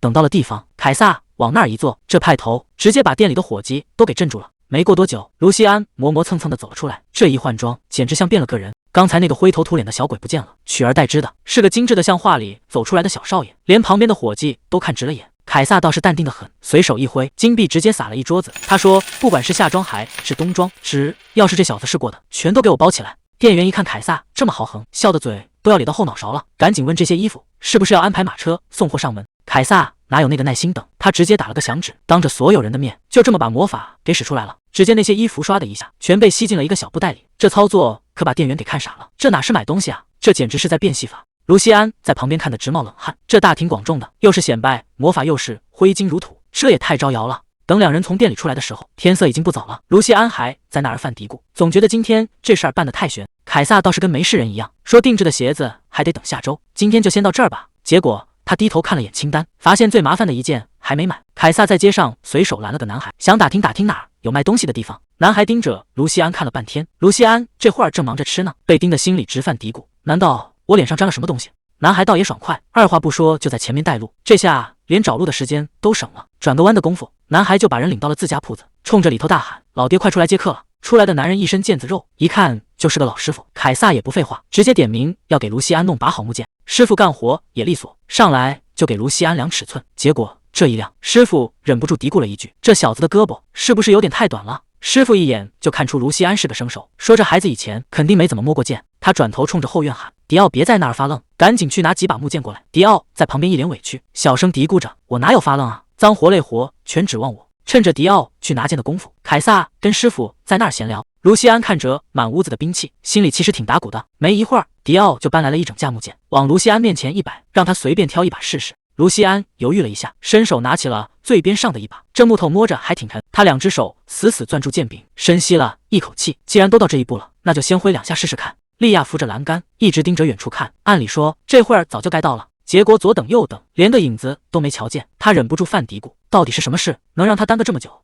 卢锡安挥剑的架势倒是有模有样的。卢锡安兴奋地喊道：“哥哥，这里的木剑好轻啊，以前府里那些都太重了。”凯撒在一旁直摇头，以前那些估计都是橡木做的，这小家伙到底受了多少苦？师傅倒是挺乐呵，直夸卢锡安有劲，还开玩笑让迪奥多努力，不然迟早被追上。迪奥这会儿正忙着呢，他凑到卢锡安身边，问他有没有挑到中意的。卢锡安显然没反应过来，支支吾吾地说：“感觉这些剑都挺顺手的。”迪奥也是个爽快人，直接塞了一把过去，说：“这把又轻又稳，最适合拿来练手。”师傅急得直跳脚，那可是店里最贵的木剑。迪奥赶紧在旁边打圆场，让老爹看清形势，直接报价1个金币就行了。凯撒倒是大方，随手又挑了一副皮手套，说这些他全都要了。师傅这下乐开了花，遇上这么个大金主，直接给开了个打包价，2个金币全拿走。卢锡安在旁边小声问：“哥哥，这次能不能让我来付钱？”凯撒看了一眼，反正也没多少钱，就随他去了。卢锡安高兴坏了，总算把清单上的东西买齐了，正打算高高兴兴回家，结果迪奥这小子还挺仗义，说自己平时就在这附近转悠，要是以后缺啥尽管回来找他，到时候还要请客吃顿好的。卢锡安也是个实诚孩子，立马点头答应，说下次一定再来。不知不觉天都快黑了，哥俩拎着刚买的宝贝，慢悠悠的往回走。卢锡安这会儿兴奋劲还没过，一边走一边比划，手里的木剑挥的那叫一个起劲。他突然凑到凯撒身边，说：“反正莉亚给了不少零花钱，剩下的钱不如去买点好吃的犒劳一下。看来这小肚子是饿了，就是不知道凯撒会不会由着他胡闹。”凯撒这当哥哥的还挺大方，直接让卢西安把剩下的钱全拿去买吃的。卢西安一听乐坏了，撒丫子就往前面跑，凯撒就这么在后面看着，一句话也没说，谁也不知道他在想什么。结果刚到家门口，莉亚已经在那里等着了。看这架势，要是他们再晚回来一会儿，这火气怕是压不住了。莉亚大声质问：“怎么磨蹭到太阳都下山了才回来？”卢西安赶紧上去赔不是，说这一趟逛的实在太开心了。凯撒也在旁边帮腔，说既然孩子玩得高兴，晚点回来也没什么大不了的。莉亚可没那么好糊弄，赶紧检查清单上的东西齐了没。东西倒是都买齐了，连礼服和行李都准备得妥妥当当。凯撒这会儿倒挺硬气，说反正钱都是他出的，能有什么问题？卢西安赶紧在旁边帮腔，说本来只想买点必需品，结果凯撒非要给他买最好的，从衣服到鞋子全给换了新的，甚至在买木剑的时候，他还交到了新朋友。卢西安别提多开心了，直夸全是凯撒哥哥的功劳。莉亚听完也挺意外，难得夸了凯撒一句，说他这次确实干得不错。凯撒这下尾巴快翘到天上去了，嘴上说着没什么大不了，还让莉亚再多夸几句。这话一出，场面一下子就冷住了。莉亚笑着摇了摇头，说这次确实多亏了凯撒。卢西安没走丢，还玩得这么开心。卢西安也在旁边猛点头，说要是没哥哥带着，这趟肯定没这么顺利。凯撒这会儿还在装深沉，说这点小事不值一提。莉亚继续夸，说除了凯撒，谁还能弄到这么合身的衣服？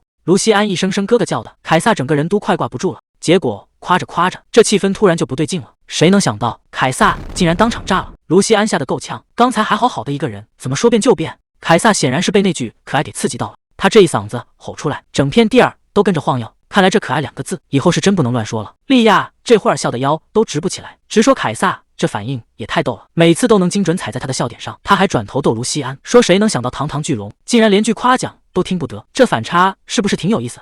结果卢西安根本没心思开玩笑，这下是真被吓破胆了，扯着嗓子就开始嚎，直喊着这怪物太可怕了。莉亚这才发现完大了，赶紧蹲下身子想打个圆，说这副样子其实挺帅的，一点都不可怕。可他越是这么说，卢西安哭的就越凶，完全没法沟通了。凯撒这下也彻底麻了，堂堂巨龙被个孩子哭得手足无措，闹腾了这么久，卢西安总算是睡熟了。凯撒这会儿还没消气，一边盯着睡熟的孩子，一边埋怨旁边的莉亚，说他这个童养媳当得真省心，未婚夫刚才哭成那样，他居然就在旁边干看着。莉亚倒是想得开，说普通人哪有机会见到真龙啊，就当是给卢西安送了一份难得的见面礼。不过凯撒现在关心的可不是这些小事，他盯着卢西安看了半天，突然问了一句：“这小鬼该不会是皇室的人吧？”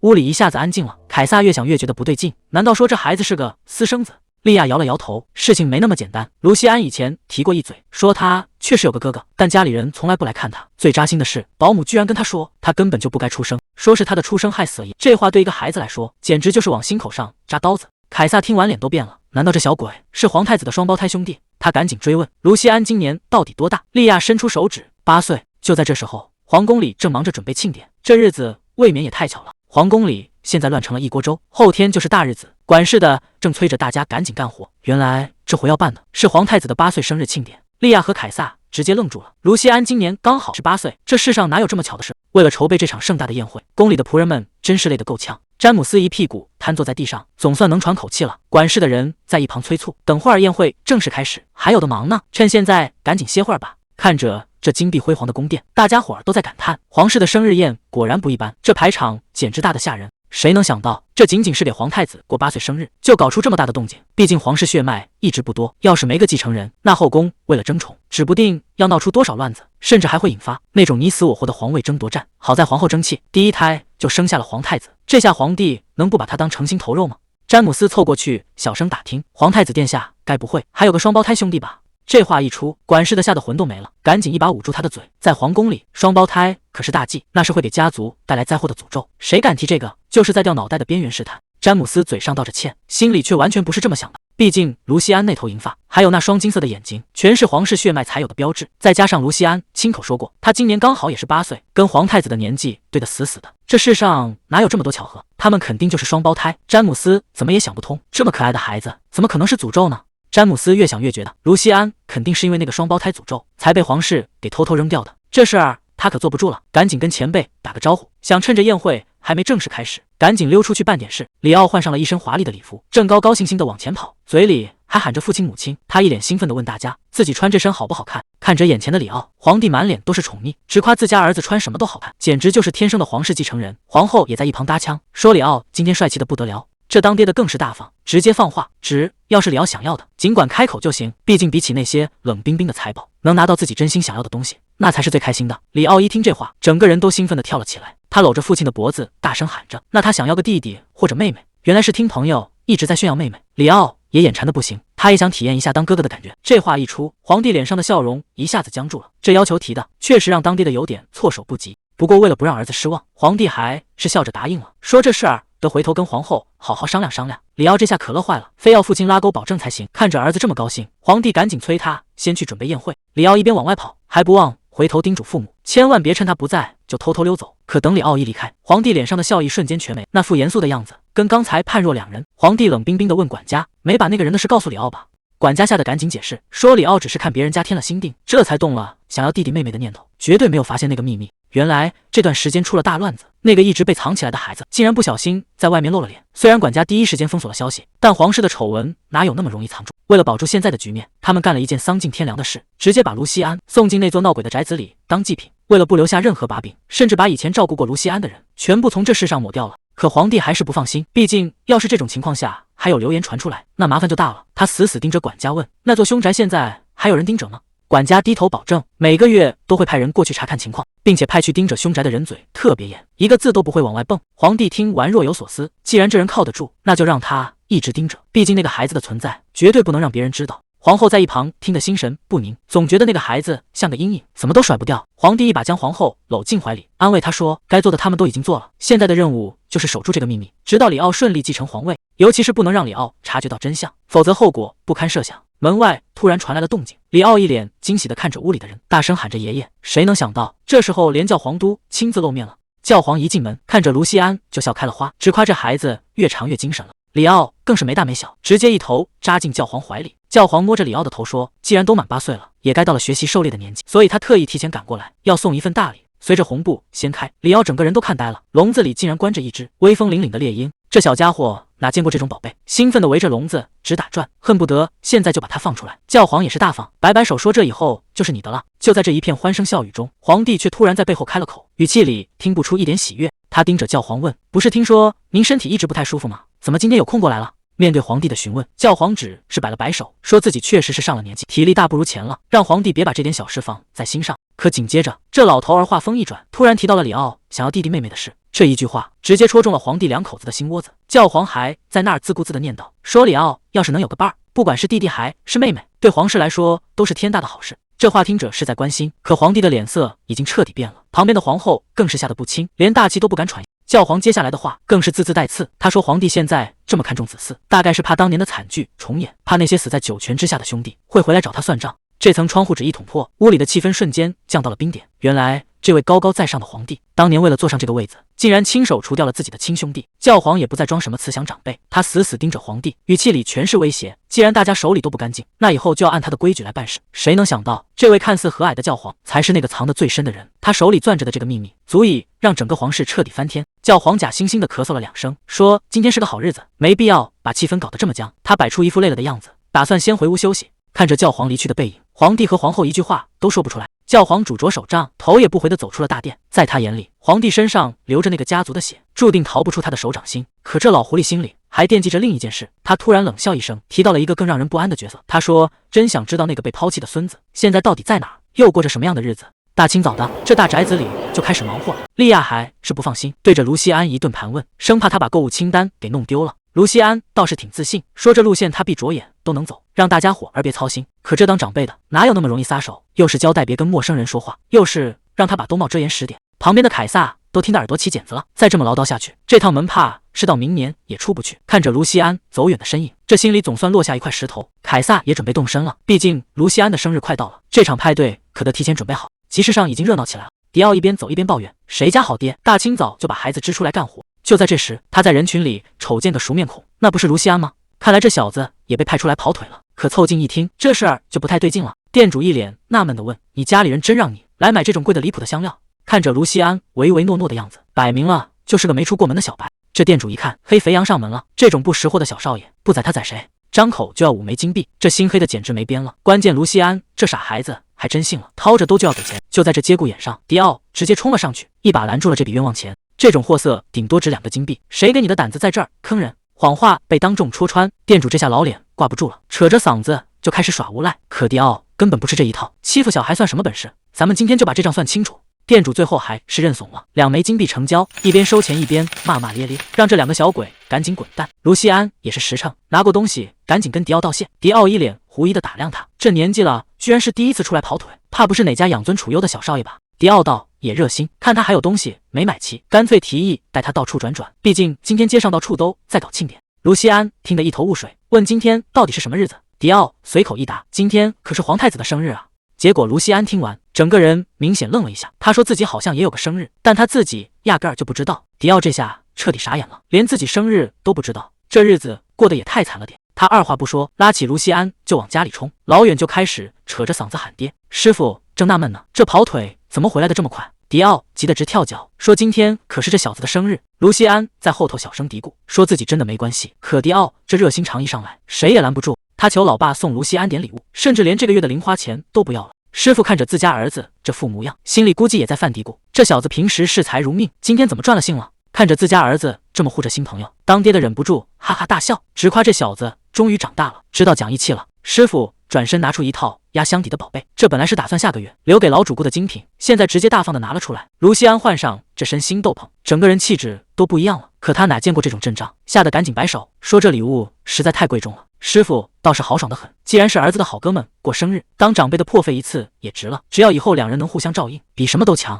卢锡安这下是真的被暖到了，长这么大估计还是头一回感受到这种人情味。他赶紧弯腰致谢，转头还不忘跟迪奥也道个谢。结果这傲娇的小子一下子就不好意思了，嘴上说着没啥大不了，心里估计早就乐开了花。这温馨的一幕确实让人挺感动的。迪奥这小子也是够意思，既然都成哥们了，干脆直接发出了邀请，要是真想谢我，以后就跟我一起练剑吧。卢锡安听完眼睛都亮了，这可是他求之不得的机会。他用力点了点头，答应得那叫一个干脆，说以后肯定准时报道。夕阳把影子拉得老长，卢锡安紧紧拽着新斗篷，心里美得直冒泡。他已经等不及要回去跟莉亚和哥哥炫耀一番了。可就在他高高兴兴往回走的时候，一只手突然从旁边伸了出来，詹姆斯扯着嗓子大喊卢锡安。这一下可把卢锡安吓得够呛，还以为遇到什么坏人了，结果回头一看，竟然是詹姆斯。詹姆斯挠着头，一脸不好意思的笑了笑，说也没啥大事，就是想把这个送给你。他从身后掏出一个木马，塞到卢锡安手里，说大宅子里肯定没什么玩具，这玩意儿拿回去解解闷正好。最让卢锡安没想到的是，詹姆斯竟然还惦记着他生日，甚至还觉得光送个玩具不够，连蛋糕都没准备，心里挺过意不去的。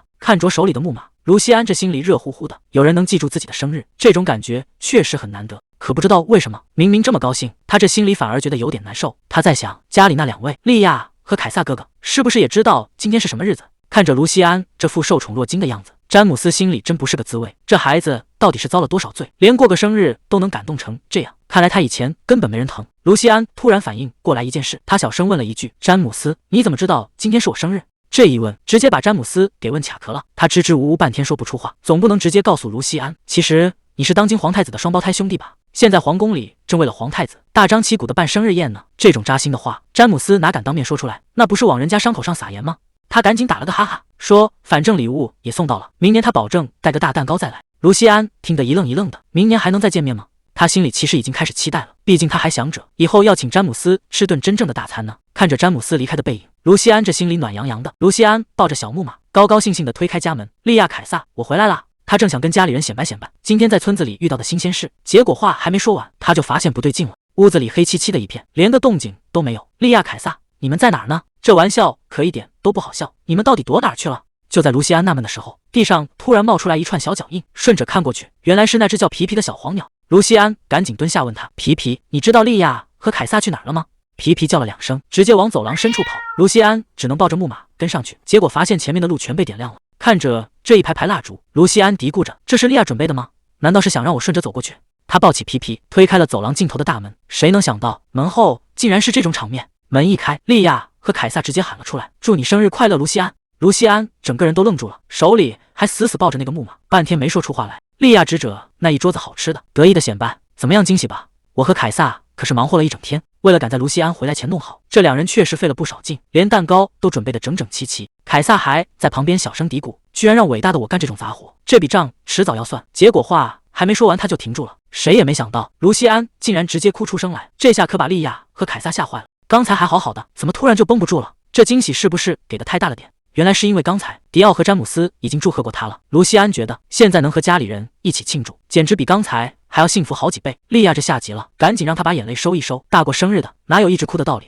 凯撒也在旁边帮腔，以后每年都要这么过，你总不能回回都来这么一出吧？卢锡安赶紧摇头说以后肯定不这样了。莉亚拉着他往餐桌走，行了，咱们快去把蜡烛点上，把这蛋糕给分了。这一刻，卢锡安总算露出了笑脸，只要能和大家在一起，这就是他收到的最好的礼物。蛋糕一入口，卢锡安整个人都美滋滋的。莉亚的手艺本来就没话说，今天的蛋糕更是绝了。看到卢锡安吃的这么香，莉亚也跟着高兴，直接许下了明年的约定。这下卢锡安更期待以后的生日了。就在大家吃得正欢的时候，旁边那位坐不住了，凯撒拍了拍肚子，说正事才刚开始。卢锡安还没反应过来，凯撒已经变回了原来的样子，这可是他亲自准备的重头戏，一般人可没这待遇。凯撒随手甩出一个项链，催着卢锡安赶紧戴上，别看他嘴上嫌麻烦，这礼物可是他精挑细选的。卢锡安乖乖把项链挂在脖子上，谁能想到这个看起来亮晶晶的小玩意竟然藏着这么大的来头。看着镜子里的自己，卢锡安整个人都傻了，这哪还是原来的他啊？凯撒在一旁的意的不行，这可是他亲手准备的变身项链，比那些麻烦的法术好使多了，只要戴上它，卢锡安就能换个样子生活，再也不用担心被人认出来。莉亚还是有点不放心，千叮咛万嘱咐，让他一定要把项链藏好。卢锡安乖乖点头，直接把宝贝塞进了衣服里，这下总该万无一失了吧？可惊喜还没完，莉亚又把他带到了另一边，掀开那块遮着的布，卢锡安彻底愣住了，画上的那个银发少年，不正是他刚来家里的样子吗？莉亚轻声解释，想把这一刻永远留下来，因为那天卢锡安的样子是他见过最难忘的画面。莉亚轻声说，希望这也能成为你最难忘的回忆。卢锡安看着画里的自己，他突然反应过来，那天不也是结婚的日子吗？既然是这样，画里怎么能少了女主角呢？莉亚有点犹豫，说自己都看不清自己的样子，这话要怎么补？凯撒这回倒是难得正经，说既然是结婚纪念，那两口子确实该凑在一块儿。卢锡安拍着胸脯保证，说他会一点一点描述给莉亚听，凭莉亚的手艺，肯定能画得一模一样。看着孩子这么坚持，莉亚总算点头答应了。凯撒一把抱起卢锡安，说既然今天高兴，那就再给这生日会加点料。凯撒这回可真是大手笔，直接带着两人来到了城堡的高处，这地方视野绝了，整个领地的夜景尽收眼底。卢锡安还是头一回站在这儿看星星。凯撒指着远处的夜空，说真正的惊喜马上就要来了。卢锡安还没反应过来，就听见唰的一声，一道亮光直冲云霄，紧接着漫天的烟花瞬间炸开，把整个黑夜都照亮了。这阵仗简直比过年还热闹。卢锡安看得眼睛都直了，他哪见过这么漂亮的场面，兴奋地拉着凯撒的手，不停地欢呼。莉亚冷冷地自言自语，说这些烟花应该是为了那位皇太子准备的吧，也就是卢锡安那个素未谋面的双胞胎兄弟，明明是同一时间出生，一个被所有人捧在手心里，另一个却只能像个活死人，在阴影里东躲西藏。只要卢锡安不再受伤，让他做什么都行。卢锡安兴奋地跑过来问莉亚看没看到刚才的烟花，那副高兴的样子简直要把人的心都化了。莉亚没说话，只是静静地看着他，他在心里已经做了决定，无论付出什么代价，都要守住卢锡安的这份笑容。热闹是他们的，但在那深不见底的走廊，似乎有什么东西正悄悄地盯着这一切。看着地上这血红色的阵法，还有那几个阴森森的头骨，有些不该存在的东西，恐怕就要被放出来了。庄园里这阳光正好，卢锡安正缠着凯撒，非要让他再表演一次。凯撒这会儿已经累得够呛，直呼带娃比干仗还累，说啥也不肯再动弹了。可架不住卢锡安在那儿撒娇，凯撒最后还是没辙，一边嫌弃一边答应，这是最后一次。这一下直接把卢锡安送上了天，小家伙在半空兴奋的不行，还嫌飞得不够高呢，这一接差点没把凯撒累断气。卢锡安倒是乐坏了，只夸哥哥最棒。凯撒赶紧喊停，这带娃的活儿真不是人干的，要不是莉亚非让他跟这孩子套近乎，他才不遭这份罪。一个人带娃简直要了他的老命，估计莉亚还在担心那件事。还没等他歇口气，卢锡安又在那边招手了，凯撒只能硬着头皮跟上去，看来这保姆还得接着当。莉亚一个人躲在书房里翻着那本要命的古籍，要是想保住卢锡安，这件事就必须先解决掉。留给他的时间不多了，满打满算也就剩下2年，必须在那天到来之前把这个烂摊子彻底搞定。就在这时候，外面传来了喊声，莉亚一个人躲屋里干嘛呢？看着楼下闹腾的卢锡安，莉亚更坚定了那个念头，这么小的孩子哪能真让他一个人去面对那些？既然躲不过去，那就只能在出事前替他把路给铺平了。卢锡安这孩子好奇心重，非要打听莉亚和凯撒是怎么认识的。既然都说是老相识了，他也想知道当年的凯撒到底啥样。莉亚这一回忆，日子可就长了，那是200多年前的事了。莉亚笑话他，那时候的凯撒就是个乳臭未干的小鬼。这话一出，旁边的凯撒可不乐意了，凯撒气得直嚷嚷：“谁是小鬼啊？我当年可是龙族里的天才，早早就学会了怎么变换人形。那是他第一次成功变身，总算能摆脱老妈的管束了。”这小家伙当时满脑子想的就是赶紧找个属于自己的地盘去闯荡一番。这不，眼前刚好出现了一座大宅子，看着挺破旧，还没什么人烟，这简直就是老天爷送他的礼物。凯撒乐坏了，直接宣布，从现在开始，这地方就归伟大的凯撒大人了。他大摇大摆地闯了进去，正打算好好巡视一下领地，结果谁能想到这屋里还有别人。还没等他高兴太久，一股焦糊味就钻进了鼻子，这下坏了。凯撒回头一看，自己的尾巴竟然起火了，刚才那股威风劲儿一下子全没了。这哪还是什么伟大的龙族，简直就是个被火烧屁股的小屁孩！救命啊！谁来救救这只龙啊！凯撒这嗓子喊的，估计整座山头都能听见。利亚笑得停不下来，直说当年的凯撒简直是个活宝。凯撒气得直跳脚，这黑历史算是过不去了。他说那天要不是自己拦着，利亚能把这屋子全给点了。还没完呢，凯撒又开始翻旧账，说利亚当年心太狠，竟然叫个重装骑士满大街追杀他。利亚看着眼前的老伙计，语气突然软了下来。他说毕竟你是第一个发现我躲在这里的人，在他心里，这只冒失的小龙其实就是他的第一个朋友。结果凯撒根本不领情，在那儿死鸭子嘴硬，说自己当时只想要那座大房子，利亚顶多算个附赠品。卢锡安在旁边听得头都大了，赶紧叫停，这故事再讲下去，家里的房子怕是都要保不住了。利亚忍不住吐槽凯撒，小年纪占有欲还挺强，这破地方他早就逛烂了，根本没什么新鲜玩意儿。卢锡安直接当众拆台，说凯撒当年就是怂了，连地下室的大门都不敢进，就因为里头有个发光的魔法阵。这下轮到凯撒傻眼了，他压根不知道还有这地方。利亚这才一拍脑门，说好像确实有这么回事，只是自己给忙忘了。凯撒气得差点跳起来，这么大的秘密居然能忘？他二话不说，非要拉着大家去现场看看。穿过阴暗潮湿的走廊，这扇尘封已久的大门终于再次出现在几人面前。凯撒随手搓出个火球照明，他以前一直以为这地方就是个普通的储藏室，压根没往心里去。看着黑漆漆的入口，凯撒难得严肃了起来，要是情况不对就赶紧往回跑，能让他都感到棘手的结界背后的水恐怕深得很，这地道深得吓人，一股子陈年老灰的霉味儿，看样子已经很多年没人来过了。走到底，一扇透着古怪的大红门挡住了去路，门上这巨大的圆盘怎么看都不像是什么正经装饰。推门进去，满屋子都是乱七八糟的瓶罐，还没等凯撒看清，脚底下突然红光一闪，这地方果然没那么简单，这又是什么鬼东西？这竟然是个血之魔法阵！还没等他想明白，这下麻烦大了，阵法被彻底激活了，这股力量根本不是闹着玩的，有些不属于他的东西正在拼命往脑子里钻，这到底是怎么回事？就在这时，耳边突然响起一个声音：“求求你了，只有你能办到这件事。”一个模糊的身影出现在眼前，紧接着一段尘封的记忆就这样被强行撕开了，记忆的碎片一下子全炸开了。那个声音在疯狂咆哮：“你竟然敢背叛我！”紧接着又是一句死命令：“凯撒，你永远也别想反抗我。”这根本不是什么普通的记忆，而是一道刻在灵魂里的枷锁。随着手上的印记亮起，这股力量开始疯狂反噬，这种痛苦根本没法忍受，凯撒整个人都要被撕裂了。这下真的麻烦了，这阵法到底要把它变成什么？这声惨叫把整栋屋子的人都吓到了。卢锡安急得不行，那是什么声音？哥哥肯定出事了，我要下去看看。利亚根本拦不住他，可还没等卢锡安靠近，楼下就传来一阵地动山摇的动静，这下全乱套了。谁能想到凯撒已经彻底变了样，这哪里还是那个哥哥，分明已经成了怪物。凯撒现在已经彻底失控了，脑子里乱成一团，只剩下一个念头，那就是杀。卢锡安还没意识到危险，居然还敢往前凑，他小声问了一句：“凯撒，你还好吗？”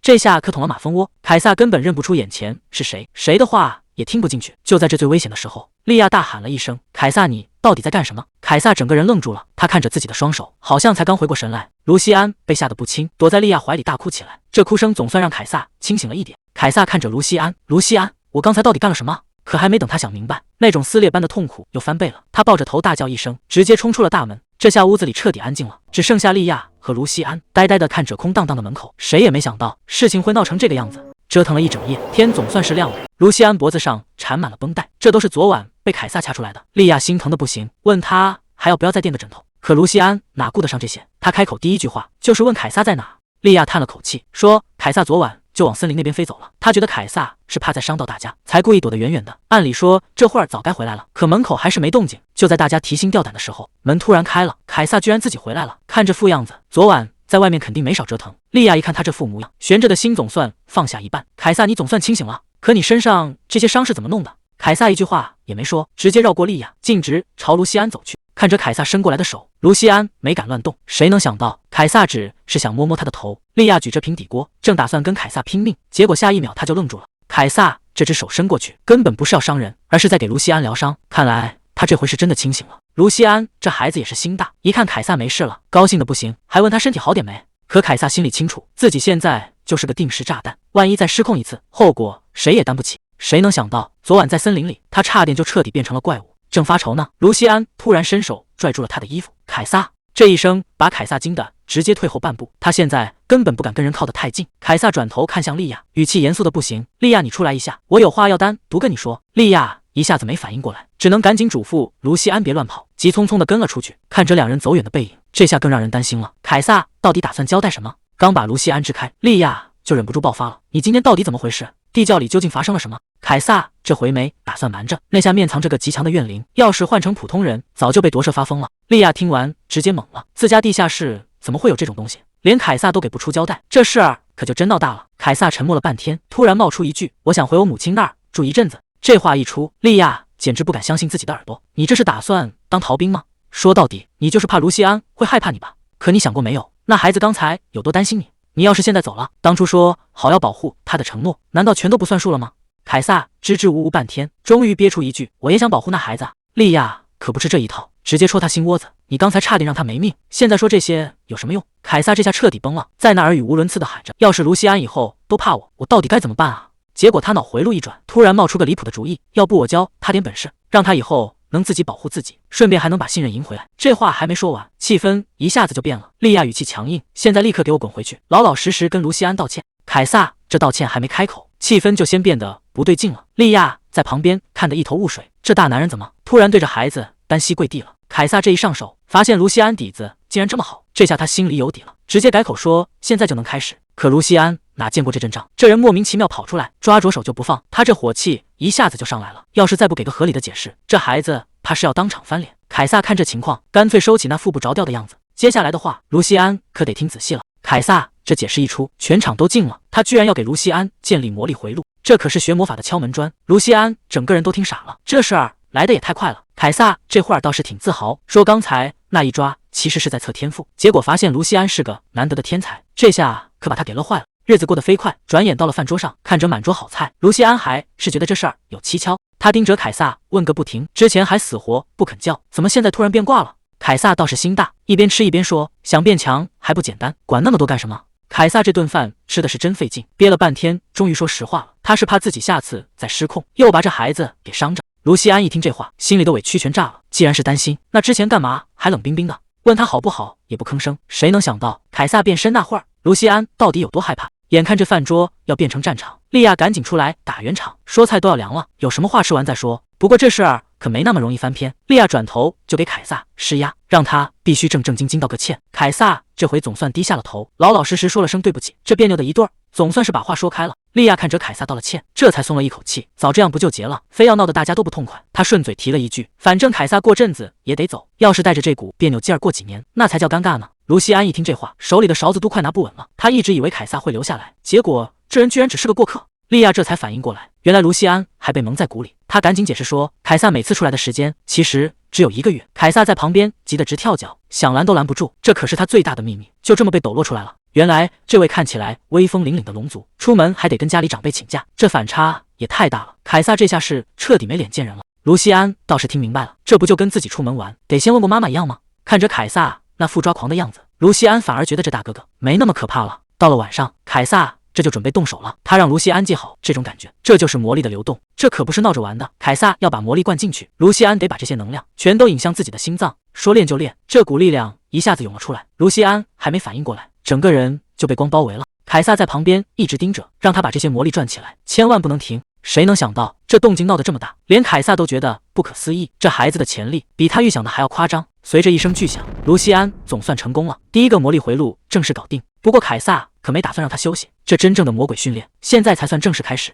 凯撒这魔鬼教练刚要加码，就被莉亚给拦住了，毕竟卢锡安才刚入门，哪能这么折腾孩子？不过这正式的学习一开头，卢锡安的天赋就藏不住了。谁能想到这封魔法才练了没多久，他竟然能带着小鸟一起飞上天？卢锡安兴奋的不行，赶紧显摆给大伙看。这下连见多识广的凯撒都看傻了，这进度简直快得不讲道理。接下来的日子，卢锡安就像开了挂一样，不管是练剑还是玩火，甚至是那些枯燥的理论课，他全都能轻松搞定。日子一天天过去，当初那个只会飞的小不点，已经在不知不觉中彻底变了样。快乐的日子总是过得飞快，转眼就到了凯撒必须离开庄园的日子。凯撒拿出一颗红色的珠子递给卢锡安，他说有了这个宝贝，就算两人离得再远，也能随时保持联系。虽然只能由凯撒主动发起，但这已经是最好的告别礼物了，毕竟这一走起码得有1年多见不着面。卢锡安哪舍得这位大哥哥，他一边接过珠子，一边追问凯撒，以后一定要经常联系啊。虽然大家种族不同，也没有血缘关系，但在卢锡安的心里，早就把凯撒当成了亲哥哥。看着卢锡安哭着扑进怀里，凯撒心里也不是滋味，这朝夕相处的感情早就跟一家人没区别了。莉亚在旁边看着这个俩，心里也挺感慨，他还打算帮凯撒一个忙，回去问问妈妈能不能让凯撒进地下室看看。凯撒一听这话，赶紧摆手拒绝了。他知道那位长辈向来不喜欢跟人类打交道，只要卢锡安别忘了当初答应过他的那个约定，对他来说就足够了。凯撒摸着卢锡安的头，最后又叮嘱了几句：“咱们只是暂时分开，别太难过了。交给你的那些东西，千万别偷懒，只要练得够勤快，这日子过得比谁都快。”卢锡安虽然舍不得，还是懂事地点了点头。他盼着凯撒能早点回来，毕竟这庄园里没了他还真挺冷清。话刚说完，凯撒身后唰的一下展开了一对巨大的翅膀，这一走，下次见面可就是1年后了。他头也不回地飞向天边，只留下地上的两人在那儿慢慢变小。看着凯撒走远了，卢锡安转头看向莉亚，他说自己能忍受跟凯撒哥哥分开，但唯独不能没有他。这小家伙是真怕了，生怕哪天一睁眼，身边最亲的人也这么不打招呼就走了。莉亚看着眼前的卢锡安，心里软得一塌糊涂。她温柔地笑了笑，给了卢锡安最想要的承诺：“放心吧，我永远都不会丢下你一个人的。”日子就这么平平淡淡的过着，转眼间2年的时间唰的一下就过去了。当初的小不点已经长大，现在的舞台也从安静的庄园搬到了热闹的学院。瞧着训练场边上的架势，围观的人是越来越多了。台下的姑娘们喊的那叫一个起劲，都在给台上的选手加油打气。看来接下来的这场比试确实有点看头。这个叫迪奥的小伙子看着这场面也有点猛，怎么今天的人比昨天还要多？为了借到这个场地，他可是求了学长们好半天，结果倒好，全给别人当了观众了。这哪是来切磋的，简直是进了大型追星现场。那些女生嗓门一个比一个大，恨不得把房顶都掀了，就为了看一眼心里的男神。更离谱的是，连平时那帮爱摆架子的学长，今天都跟打了鸡血一样。就在这乱哄哄的时候，卢锡安终于露面了。他随手拎着把木剑，那副淡定的样子，跟周围的狂热简直格格不入。他现在只想赶紧打完收工，毕竟这围观的人实在是太多了。